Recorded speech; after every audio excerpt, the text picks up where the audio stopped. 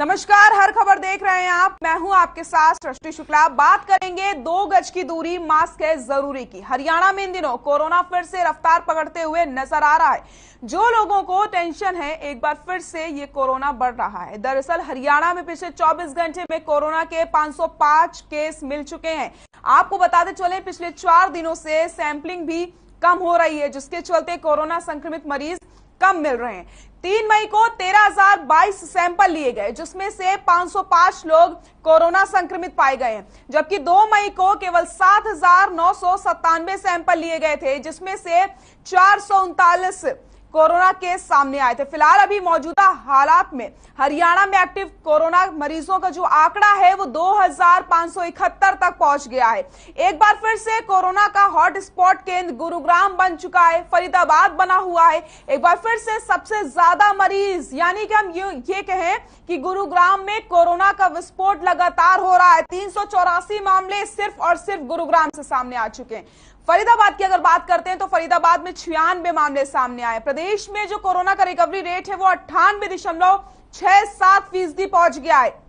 इसी के साथ पॉजिटिविटी रेट की अगर हम बात करते हैं तो 5.13% यहां पर पॉजिटिविटी रेट बताया जा रहा है। तो पैर एक बार फिर से कोरोना पसारने लगा है। आप सभी को सावधान होने की जरूरत है। हम लगातार आपको बता रहे हैं कि किस जिले में कितने एक्टिव केस मिल रहे हैं, लेकिन यहां पर सबसे ज्यादा हैरान कर देने वाले जो मामले सामने आ रहे हैं वो है गुरुग्राम से। गुरुग्राम और फरीदाबाद हॉट स्पॉट बन चुके हैं। 384 मामले सिर्फ और सिर्फ गुरुग्राम से सामने आए हैं। इसी के साथ अगर हम बात करते हैं फरीदाबाद की तो 96 मामले फरीदाबाद से सामने आए। एक बार फिर से कोरोना के आंकड़ों में बढ़ोतरी देखने को मिल रही है। ऐसे में आप सभी को सावधान होने की जरूरत है, अपना ख्याल रखने की जरूरत है। भिवानी में 6 मामले सामने आए हैं। झज्जर से 4 केस मिले हैं। रोहतक की अगर बात करते हैं तो 3 केस मिले हैं। यमुनानगर में 1 केस मिला है। पानीपत की अगर बात की जाए तो 1 केस सामने आया है। वहीं पंचकुला में 5 मामले सामने आए हैं। हिसार से 2 मामले सामने आए हैं।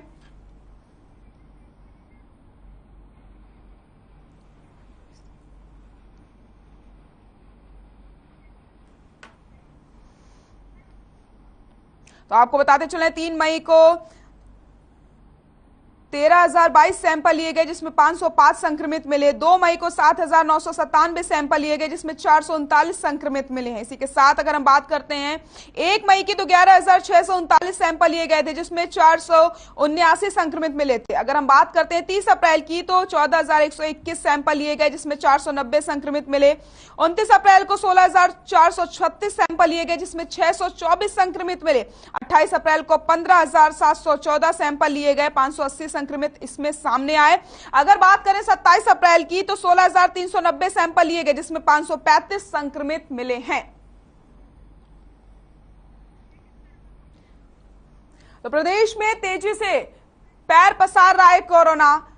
स्थिति यहां पर फिर से चिंताजनक होती चली जा रही है। आपको बताते चले, पॉजिटिविटी रेट की अगर हम बात करते हैं तो 5.13% यहां पर पॉजिटिविटी रेट बताया जा रहा है। तो यहां पर आप सभी को ख्याल रखने की जरूरत है और कोरोना गाइडलाइंस की पालन करने की जरूरत है, क्योंकि आंकड़े लगातार बढ़ते चले जा रहे हैं। यहां पर सैंपल्स कम लिए गए हैं, इस वजह से आंकड़े थोड़े कम आए हैं, लेकिन जितने ज्यादा सैंपल लिए जा रहे हैं उतने ज्यादा केसेस यहां पर मिलते हुए नजर आ रहे हैं। सबसे ज्यादा हैरान कर देने वाले मामले यहां पर सामने आए हैं गुरुग्राम से। एक दिन में 384 केस सिर्फ और सिर्फ गुरुग्राम से सामने आए हैं और रोज गुरुग्राम में कोरोना विस्फोट हो रहा है। कोरोना के आंकड़े लगातार गुरुग्राम में बढ़ते चले जा रहे हैं। अगर हम रुख करते हैं फरीदाबाद का तो यहां से भी हैरान करने वाले मामले सामने आए हैं। यहां पर लोगों को सोचने की जरूरत है, क्योंकि 24 घंटे में 96 केस सिर्फ और सिर्फ फरीदाबाद से देखने को मिल रहे हैं। तो यहां पर लगातार आंकड़ों में बढ़ोतरी देखने को मिल रही है। हम आपको लगातार अपडेट देते चले जा रहे हैं कि आखिरकार किस तरीके से जिलों में ये आंकड़े बढ़ रहे हैं, लेकिन कहीं ना कहीं अब आपको सोचने की जरूरत है, कोरोना गाइडलाइंस की पालन करने की जरूरत है, ताकि आप इस स्थिति से बच सकें और आने वाले समय में स्थिति भयावह ना हो सके।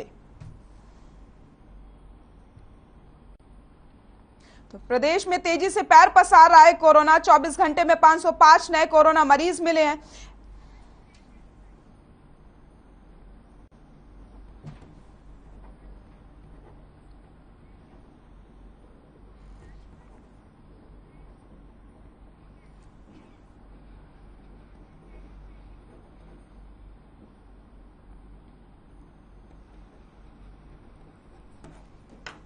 तो हरियाणा में इन दिनों कोरोना फिर से रफ्तार पकड़ते हुए नजर आ रहा है, जो लोगों की टेंशन को एक बार फिर से बढ़ाता हुआ नजर आ रहा है। दरअसल हरियाणा में पिछले 24 घंटे में कोरोना के नए 505 केस मिले हैं। आपको बताते चले, पिछले 4 दिनों में सैंपलिंग भी कम हो रही थी, जिसके चलते कोरोना संक्रमित मरीज यहां पर कम मिल रहे हैं। 3 मई को 13,022 सैंपल लिए गए, जिसमें 505 लोग कोरोना संक्रमित पाए गए। तो यहां पर स्थिति अब चिंताजनक होती नजर आ रही है और आने वाले समय में स्थिति और ज्यादा भयावह ना हो, इसके लिए आप सभी को सतर्क होने की जरूरत है। आप सभी को सावधान होने की जरूरत है, अपना ख्याल रखने की जरूरत है और इसी के साथ अपने परिवार वालों का भी रखने की जरूरत है ख्याल, क्योंकि अगर आप सुरक्षित रहेंगे तभी आप अपने परिवार वालों को सुरक्षित रख सकते हैं और उसके बाद आप समाज को सुरक्षित रख सकते हैं। इसलिए आप सभी को यहां पर गाइडलाइंस का पालन करने की बहुत ज्यादा जरूरत है।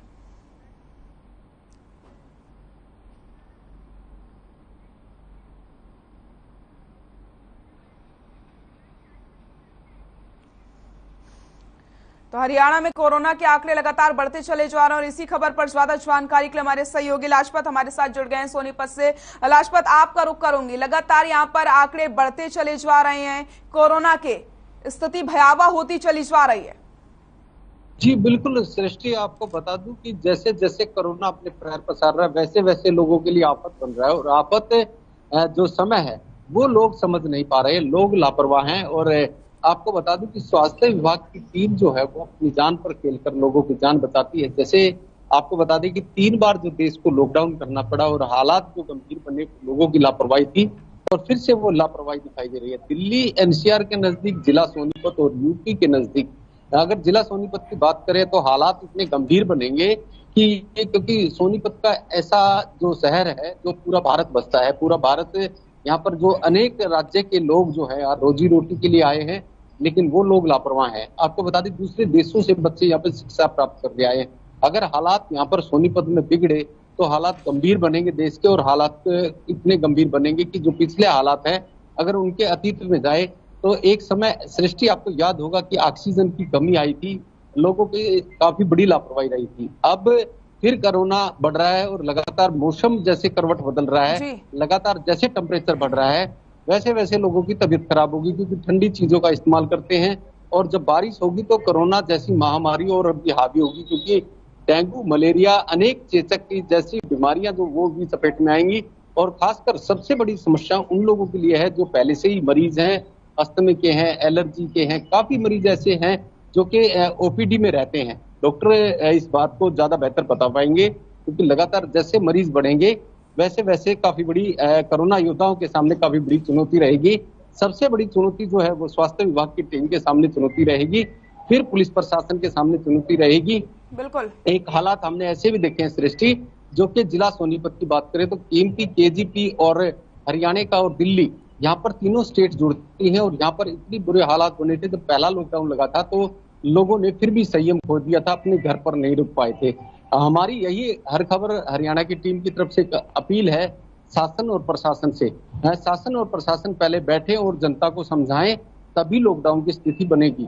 क्योंकि अगर हालात बने गंभीर तो संयम कहीं ना कहीं लोगों का खो जाएगा और जो व्यापारी लोग हैं या अन्य लोग हैं जो रोजी रोटी के लिए भटकते हैं उनके लिए काफी बड़ी आफत बनेगी। इसलिए हर खबर हरियाणा की टीम जो लगातार जो लोगों को जागरूक करने का प्रयास कर रही है, मैं अगर आपकी आज्ञा हो तो मैं जहां आपको बता दूं कि सभी जो पार्टियां हैं, चाहे कोई विपक्ष है या पक्ष है, सभी लोग ऐसे ही भीड़ में हैं, किसी के चेहरे पर आपको मार्क्स नहीं होगा। सृष्टि, अगर आपकी आज्ञा हो तो मैं आज कांग्रेस पार्टी का सबसे बड़ा प्रोग्राम है जो कि दिल्ली से चंडीगढ़ जा रहे हैं। आपको हालात अगर आपकी आज्ञा हो तो मैं दिखा दूं कि बिल्कुल लाजपत हालात हैं। बिल्कुल जी बिल्कुल जी बिल्कुल सृष्टि, मैं आपको तस्वीरें दिखा दूं कि कितने बुरे बिल्कुल हालात हैं, लाजपत, क्योंकि मैं आपके कोरोना पास की। बिल्कुल लाजपत मैं आपके पास आऊंगी, हम तस्वीरें भी देखेंगे। हमारे साथ डॉक्टर स्वाति महेश्वरी जी जुड़ गई हैं।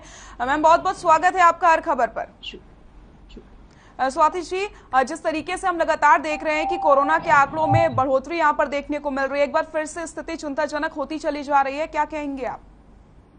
देखिए, डेफिनेटली जब जब मामले बढ़ते हैं तो हमारे लिए चिंता का सबब बन जाता है। और अभी त्योहारों का भी मौसम रहा। पिछले हफ्ते आपने देखा भी कि त्योहारों की तैयारियां लोग कर रहे थे और अब लोग भी बहुत ज्यादा बाहर निकलने लग गए हैं, जिसको देखते हुए संक्रमण बढ़ना स्वाभाविक सा दिख रहा है। लेकिन हमें ये जरूर समझना चाहिए कि एक तरफ जहां थोड़ा माइल्ड वेरिएंट है, उतना सिवियर इन्फेक्शन नहीं हो रहा है, जैसे हमने ओमिक्रॉन के साथ भी देखा था कि घर में रहकर आसानी से ठीक हो सकते हैं, होम मैनेजमेंट कर सकते हैं। वहीं हमें इस बात का भी ध्यान रखना चाहिए कि ऐसा नहीं होता है कि सभी माइल्ड हो, कुछ केसेस सिवियर भी होते हैं और हम मृत्यु भी होते हुए कोरोना से देख रहे हैं। इस वेव में भी कुछ कुछ लोगों की मृत्यु हुई है, तो इसलिए हमें बहुत ज्यादा सतर्क रहने की जरूरत होगी, ध्यान रखने की जरूरत होगी कि हम लोग कम से कम बाहर निकलें, जितना जरूरी हो केवल उतना ही बाहर निकलें, मास्क लगा करके निकलें जब भी बाहर निकलें। और ये ध्यान रखें कि हम सबको बूस्टर डोज लगवानी चाहिए। जिन्होंने भी अभी तक बूस्टर डोज नहीं लगवाई है वो लोग बूस्टर डोज लगवाएं। और खासतौर से क्योंकि बच्चों के स्कूल चल रहे हैं, कॉलेजेस चल रहे हैं, तो उनको भी एजुकेट करना, उनको भी सही तरीके से बताना कि कैसे मास्क लगाना है, कैसे कॉलेज में या स्कूल में सामाजिक दूरी का ध्यान रखना है।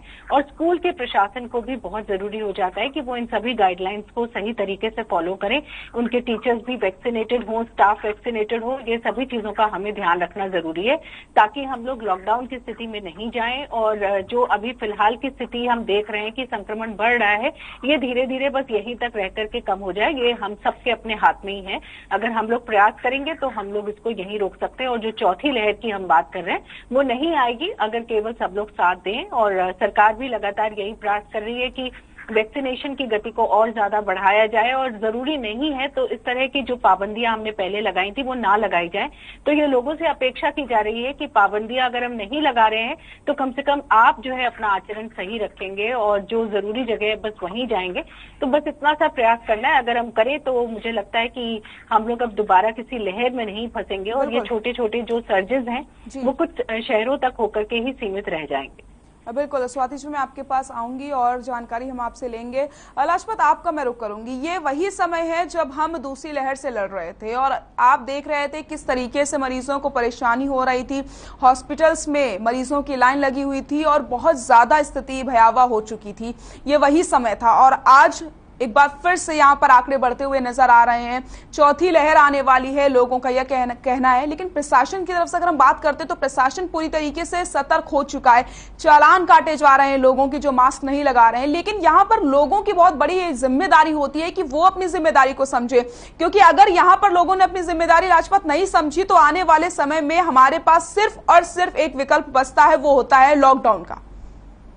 जी बिल्कुल सृष्टि, देखिए आप मुझे अतीत में भेजते हैं तो मुझे काफी दुख होता है, क्योंकि जैसे कोरोना योद्धा है, स्वास्थ्य विभाग की टीम है, उन्होंने भी अपनों को खोया है और मीडिया के जो हमारे साथी थे उन्होंने भी अपनों को खोया है। और ये बड़ी दुख की बात है कि हम अपनों को नहीं बचा पाए। ये महामारी एक ऐसी बीमारी है जो कि हमारे मीडिया के कर्मी साथी थे वो काफी इस हताहत हुए हैं इस बीमारी में। हमारे स्वास्थ्य विभाग की टीम के काफी डॉक्टर जो हैं जो जीवन देते हैं वो भी काफी हताहत हुए हैं। तो ऐसे में कहीं ना कहीं लोगों की काफी बड़ी लापरवाही होती है। सृष्टि, आप मुझे अतीत में भेजते हैं तो मुझे खुद दुख होता है, वो समय याद आता है जो लॉकडाउन की स्थिति बनी थी, लोग जो परेशान थे या जो ऑक्सीजन की जो कमी हुई थी, अपनों को तड़पते मैंने भी देखा है। सृष्टि, आप मुझे अतीत में भेजते हैं तो मुझे बड़ा दुख होता है। और इस देश के लिए, भविष्य के लिए अगर अतीत में सोचा जाए और समझा जाए तो काफी बड़ी समस्या सामने खड़ी हो जाती है। जैसे हमारे साथ डॉक्टर हैं, उन्होंने भी बताया है कि ऐसा समय ना आए कि जो सरकार को लॉकडाउन करना पड़े। ये बिल्कुल जायज है और लोगों की लापरवाही लेकिन सामने बिल्कुल दिखाई देती है तो काफी बड़ी समस्या हो जाती है। अतीत मैं अतीत में जाता हूँ तो मुझे भी खुद वो समय याद आता है लोगों का, जब मैं दुख भरे लोगों को समय में बात की है, मैंने देखा भी है और अपनों को तड़पते देखा है। तो अतीत में जाने में मुझे बड़ी दिक्कत होती है। लेकिन हालात जो हैं आज वो देश के इतने गंभीर हैं कि लोगों की लापरवाही की वजह से अगर सरकार को ठोस कदम उठाने पड़े तो फिर से वो हालात ना बन जाए, आप लोगों को ना खोना पड़े। इसलिए हर खबर हरियाणा की टीम और स्वास्थ्य विभाग की टीम हर रोज लोगों को जागरूक करती है, लेकिन लोगों की लापरवाही सामने आती है तो काफी बड़ी परेशानी होती है, जिससे जो स्वास्थ्य विभाग की टीम है वो अपनी जान पर खेलकर लोगों की जान बचाती है, उनको सल्यूट किया जाता है। लेकिन फिर भी लोग लापरवाह रहते हैं। मैं सोनीपत के अतीत में जाऊं तो यूपी और दिल्ली और हरियाणा का सबसे पहला शहर जो है वो सोनीपत पड़ता है, और सोनीपत में राज्य अलग अलग राज्य के जो लोग यहाँ पर रोजी रोटी के लिए आए हैं वो भी लापरवाह हैं। तो मेरी सिर्फ यही एक अपील है कि जो प्रशासन है या सरकार है, जिनके पास रोजी रोटी के लिए लोग आए हैं, जो फैक्ट्री में काम करते हैं या जिनके पास किराए पर रहते हैं, इनको लोगों को जागरूक करना बहुत जरूरी है। वो लोग जब तक जागरूक नहीं होंगे तो ऐसे हालात गंभीर बनेंगे। जब मौसम अब करवट बदलेगा, जब बारिश होगी, आपको ये भी पता होगा सृष्टि कि जो गांव के आंचल हैं, जो गांव के जोहड़ हैं, वो गंदगी से हट चुके हैं। इसमें बीमारी इतनी ज्यादा फैलेगी जब बारिश आएगी, तो डेंगू और मलेरिया जैसे जब मच्छर पनपेंगे और वो काटेंगे तो डेंगू और मलेरिया जब फैलेगा, चेचक की बीमारी फैलेगी, और लगातार अब टेम्परेचर का समय है तो लोगों के अंदर बीमारी फैलेगी। तो जो पहले से ही मरीज हैं और कोरोना हैवी होगा, तब लोगों की मृत्यु होगी, तो प्रशासन की मजबूरी बनेगी कि लॉकडाउन करना पड़े। और अगर लॉकडाउन होता है तो सृष्टि इतनी बुरे हालात बनेंगे कि तो 3 बार हमने लॉकडाउन को देखा है, समझा है, लेकिन लोग आज भी लापरवाह हैं। सृष्टि सबसे बड़ी समस्या यह आएगी कि जो लोग संयम एक दूसरे से कमाते खाते हैं वो अपना संयम खो जाते हैं। जो आपको बता दें कि जो व्यापार करता है वो एक दूसरे से जुड़ा रहता है, दुकान का किराया है, मकान का किराया है, बच्चों की फीस है, अनेक तरह के खर्चे ऐसे हैं जो एक चक्कर में घूमते हैं, लेकिन वो अभी तक हालात गंभीर फिर से ना बन जाए। इसलिए हर खबर हरियाणा की टीम और स्वास्थ्य विभाग की टीम लगातार लोगों से अपील करती है, लेकिन लोग सृष्टि लापरवाह हैं। हालात इतने गंभीर ना बन जाएं कि फिर और अतीत में हमें कोई ऐसी चीज देखनी पड़े जो हमारे जीवन के लिए पहलू बन जाए। उसके जैसे सृष्टि आपको भी याद होगा, आपने भी देखा होगा कि हालात कितने गंभीर थे। 3 बार लॉकडाउन करना पड़ा, अब 4थी बार अगर लॉकडाउन करना पड़ा तो रेल जो पटड़ी पर जो जैसे व्यापार करता है, व्यापार को जैसे गति होती है, अगर वो थम गया तो काफी बड़े हालात होंगे। और जो व्यापार पहले से ही अभी तक हालात सुधरे नहीं हैं, आपको बता दें कि जो शिक्षा का रीढ़ की हड्डी है हमारे देश की शिक्षा, जो अगर सबसे पहले शिक्षा की रीढ़ की हड्डी तोड़ी जाती है, सबसे पहले स्कूल बंद किए जाते हैं। स्कूल बंद होते हैं तो बच्चों का भविष्य बिगड़ता है। 2 साल से जो कोरोना के काल में बच्चे जो घर पर बैठे थे उनका भविष्य बिल्कुल अंधकार में है। वो बच्चे अपनी शिक्षा भूल चुके हैं। स्कूलों को संयम रखना चाहिए। देखिए, सबको जीना जरूरी है, 2 गज की दूरी जरूरी है, वैक्सीन जरूरी है, सोशल डिस्टेंसिंग जरूरी है। हर तरह का जो सरकार की गाइडलाइंस है, स्वास्थ्य विभाग की टीम की गाइडलाइंस है, उन पर पालन अगर जनता ने नहीं किया तो हालात गंभीर बनेंगे, और इतने गंभीर बनेंगे कि फिर हमें पछताना होगा। बिल्कुल सृष्टि, आपने अपने खूब अतीत में देखा होगा कि हर हालात जो है वो गंभीर बन जाते हैं। अपने बुजुर्ग हैं, बच्चे हैं, परिवार हैं। मैं सिर्फ एक चीज जरूर चाहता हूँ कि जो लोग इस लड़ाई में जिन्होंने अपने को खोया है, वो लोग जरूर अपील करें उस गांव में, उस शहर में, उस क्षेत्र में कि अगर कोरोना जैसी महामारी से लड़ना है तो सरकार की बातों को माने, स्वास्थ्य विभाग की बातों को माने, क्योंकि एक एक व्यक्ति एक एक आदमी से जुड़ा होता है, चैन की कड़ी होती है, एक दूसरे से व्यापार होता है। अगर एक व्यक्ति भी टूटता है तो वो काफी बड़ी आघात की बात होती है। जैसे मैं आपको लाजपत, मैं आपके पास आऊंगी। बिल्कुल सही आपने कहा, यहाँ पर अब लोगों को जागरूक होने की जरूरत है और आप सभी को अपनी जिम्मेदारी समझने की जरूरत है। हमारा मकसद आपको डराने का नहीं है, बल्कि आपको सावधान करने का है कि यहाँ पर आपको गाइडलाइंस का पालन करना है, क्योंकि आंकड़े एक बार फिर से बढ़ते हुए नजर आ रहे हैं। डॉक्टर स्वाति, मैं आपके पास आऊंगी, हेल्थ एक्सपर्ट हैं आप। यहाँ पर हम जिस तरीके से देख रहे हैं कि स्थिति नाजुक होती चली जा रही है, एक बार फिर से आंकड़े बढ़ रहे हैं, इसी के साथ गर्मी भी लगातार बढ़ती चली जा रही है। आप हमारे दर्शकों को क्या सलाह देना चाहेंगे, कैसे वो अपना ख्याल रख सकते हैं? बिल्कुल, देखिए ये एक ऐसा वक्त है जिस वक्त बहुत ज्यादा डिहाइड्रेशन होता है, क्योंकि हम गर्मी में बाहर निकलते हैं और जैसे अभी हमारे यहाँ रिपोर्टर भी है लाजपत जी, आप देख रहे हैं कि वो भी पसीने से लबालब हो रहे हैं। तो जैसे जैसे आप बाहर निकलते हैं, धूप में खड़े होते हैं, पसीना बाहर निकलता है, तो इस पसीने से हमारे शरीर के अंदर का जो पानी होता है और इलेक्ट्रोलाइट्स होते हैं वो दोनों ही बाहर निकलते हैं। इसलिए बहुत जरूरी है कि हम जल्दी जल्दी कुछ ना कुछ जो है जल या कोई ऐसा कोई पदार्थ जो लेते रहें जिससे कि हमारे अंदर का जो वाटर कंटेंट है वो कम नहीं हो। साथ ही में हमें गर्मी में इस चीज का ध्यान रखना चाहिए कि नमक हमें वापस शरीर के अंदर पहुंचाना है, जो इलेक्ट्रोलाइट्स हमारे बाहर निकल रहे हैं वो भी हमें वापस पहुंचाने हैं। तो कोशिश करें कि हम जैसे नींबू शिकंजी है, आम का पन्ना है, गन्ने का जूस है या सत्तू का पानी है, इस तरह की जो चीजें हैं जिसमें हम हल्का सा एक चुटकी नमक डाल के या जरा सी चीनी डाल के हल्की सी 1 चम्मच या आधी चम्मच इस तरह की चीजों को मिला करके अगर लेंगे तो वो हमें ज्यादा फायदा करता है इसकी बजाय कि सादा पानी। तो हमें इस चीज की कोशिश करनी है कि हम इन चीजों को वापस बॉडी में रिप्लेनिश करें। साथ ही हम छाते का, चश्मे का, टोपी का या कोई कपड़ा सर पर रख सकते हैं जिससे कि हमें धूप जो है वो ज्यादा तेज नहीं लगे।